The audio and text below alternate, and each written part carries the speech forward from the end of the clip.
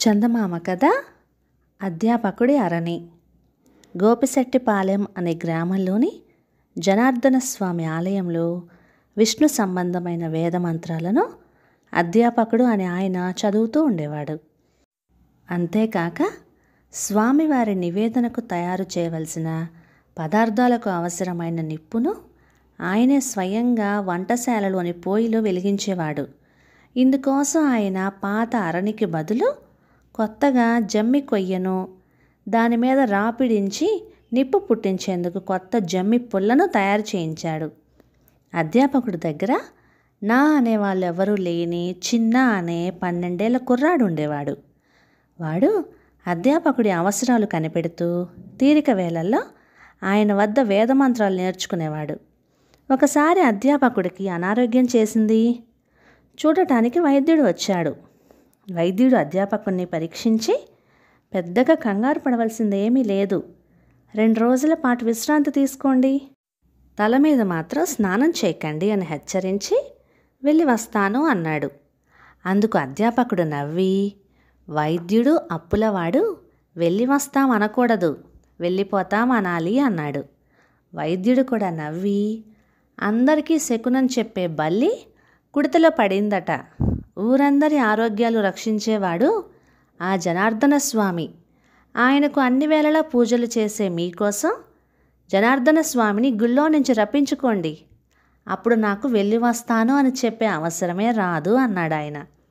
అధ్యాపకుడు ఆ మాటలకు కొంచెం నొచ్చుకొని, నీ వెటకారం అర్థమైంది నాయన, సర్వాంతర్యామి అయిన దేవుడు గుళ్ళోనే ఉన్నాడని భావిస్తే అది పొరపాటు. అంతటా దేవుడు ఉన్నాడని భావించే మనం ఒక ప్రదేశం ఎన్నుకొని పాపపుణ్యాలు లెక్కలు చెప్పడానికి ఒక ఆకారం తయారు చేసుకొని మనశ్శాంతి పొందుతున్నాం అని ఆగాడు ఆయన.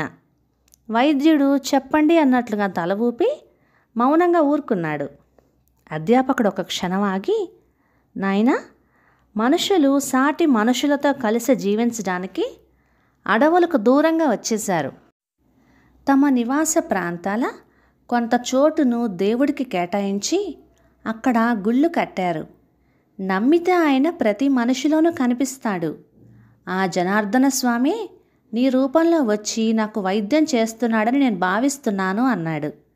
వైద్యుడు అదోలా నవ్వి, మీ వేదాంతం వినడానికి బాగుంది, కానీ అది వైద్యుడిగా నాకు మీకు పెట్టినట్టుగా బువ్వ పెట్టదు. సరే, వెళ్ళిపోతానులేండి అని విసురుగా లేచి మెట్లు దిగబోతూ జారి పక్కన ఉన్న స్తంభానికి తల గుద్దుకోవటంతో స్పృహ తప్పి పడిపోయాడు. అప్పుడు అధ్యాపకుడు చిన్న సాయంతో వైద్యుడికి సపర్యలు చేసి స్పృహ తెప్పించాడు. కొంచెం తేరుకున్నాక వైద్యుడు వినయంగా, స్వామి, ఈ సృష్టిలో ప్రతి కార్యానికి కారణం ఉంటుందంటారు. స్పృహ తప్పిపోయిన నాకు నేనే వైద్యం చేసుకోలేని విద్య పనికిరాదని అనలేం కదా. అతీతమైన శక్తికి నమ్మకంతో చేసే పూజా పునస్కారాలకు భగవంతుడు సృష్టించుకున్న వ్యక్తి మీరు, క్షమించండి అన్నాడు. ఈ జరిగిన సంఘటనతో అధ్యాపకుడికి విశేష ప్రచారం వచ్చింది. గుడిలో అరణి మదించి నిప్పు పట్టించడం ఆయనకొక్కడికే సాధ్యమని, ఆయన ఎవరైనా అవమానిస్తే జనార్దన స్వామి ఆగ్రహిస్తాడని జనం చెప్పుకోవడంతో అధ్యాపకుడిలో తాను మహాపవిత్రుడిని అనే అహంకారం చోటు చేసుకుంది. ఇలా ఉండగా ఒకసారి పెద్ద గాలివాన వచ్చింది. జనార్దన స్వామి దేవాలయపు ధ్వజస్తంభం పడిపోయింది. ఊళ్ళో అందరూ చందాలు వేసుకొని ధ్వజస్తంభం పునఃప్రతిష్ఠ చేయడానికి ముహూర్తం పెట్టించారు. ముహూర్తం 10 రోజుల్లో ఉందనగా పొరుగుల్లో ఉంటున్న అధ్యాపకుడి దూరపు బంధువు ఒక ఆవిడ కాలం చేసింది. అధ్యాపకుడు తన దగ్గర శిష్యరికం చేస్తున్న చిన్నారు వెంటబెట్టుకొని ఆ ఊరు వెళ్ళాడు. ఆయన బంధువురాలికి ఎవరూ లేరు. అందుచేత దహన సంస్కారాలు చేసే బాధ్యత అధ్యాపకుడి మీద పడింది. మామూలు సమయంలో అయితే అధ్యాపకుడు ఆ బాధ్యత తానే తీసుకునేవాడే. కానీ ఇప్పుడు ఆమెకు దహన సంస్కారాలు చేసి కర్మకాండ స్వీకరిస్తే ధ్వజస్తంభం ప్రతిష్టాపన ముహూర్తానికి అరణి చేసే అర్హత కోల్పోతాడు. అందుచేత ఆయన ఆ కార్యక్రమాన్నంతా చిన్నా చేత చేయించి గోపిశెట్టిపాలెంకు తిరిగి వచ్చేశాడు.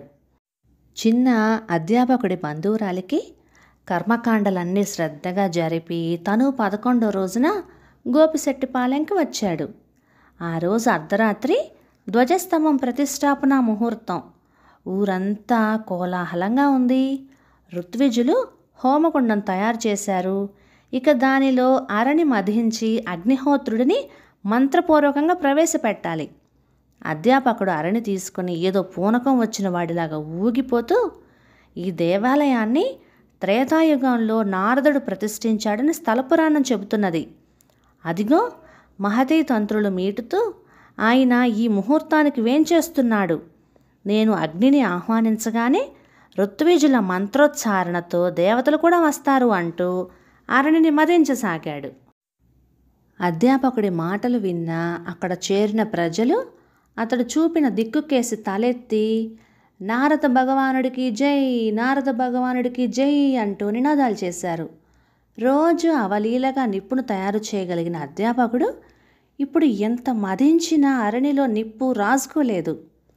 ఆయాసపడుతూ ఆయన తల వంచుకొని పక్కకు తప్పుకున్నాడు. అక్కడ ఉన్న వేద పండితులు తాము ప్రయత్నించారు. ఫలితం కలగలేదు.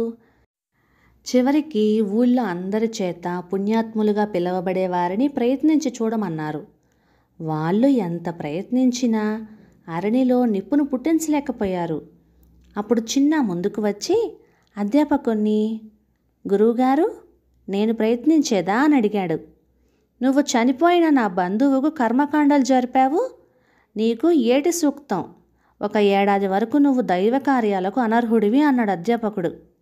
ఆ మాట వింటూనే పండితులలో ఒక ఆయన, అయ్యా, మీరు చేయవలసిన కార్యాన్ని మీకు బదులుగా చిన్న చేశాడు.